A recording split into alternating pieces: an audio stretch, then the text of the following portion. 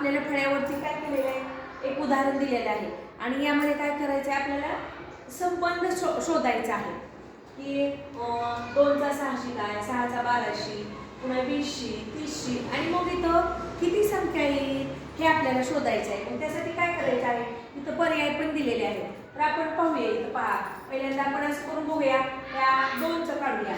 काय करू, 1 गुणिले 1 किती येते, 1 गुणिले 1च येते, त्याच्यामध्ये 1 मिसळले, किती झाले 2. त्यानंतर इथं पण आपण करून बघूया, 2 गुणिले 2 करूया, किती येते, 2 दुनी 4. पुन्हा 4 मध्ये इथं 1 मिसळले ना, आता 2 मिसळायचे, आधी 2, किती आले, 4 आणि 2 6 आले बरोबर. पण तसंच पुढं पण करून पाहूया आपण. इथं 2चं झालं, आता 3चं करूया, 3चा वर्ग म्हणजे 3 गुणिले 3, 3 3 9. आता आपण इथं 2 मिसळले की नाही, मग आता किती मिसळायचे, 3 मिसळायचे, 9 3 किती 12. इथं पण आले बरोबर. मग तसंच पुढं करत जाऊया. 3 झाले, आता 4 गुणिले 4, 4 4 16. 16 मध्ये आता इथं 3 मिसळायचे म्हणून 4 मिसळायचे, 16 आणि 4 20. आले का बरोबर, बरोबर आले बघा. 1 2 3 4. आता इथं पण बघूया. 4 झाल्यावर 5, 5 गुणिले 5, 5 5 25.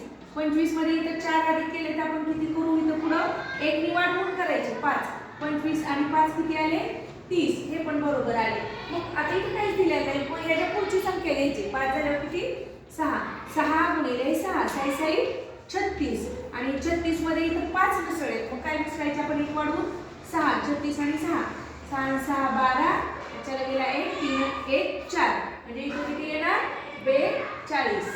म्हणजे हा पर्याय क्रमांक किती आला, बरोबर 3. समजलं.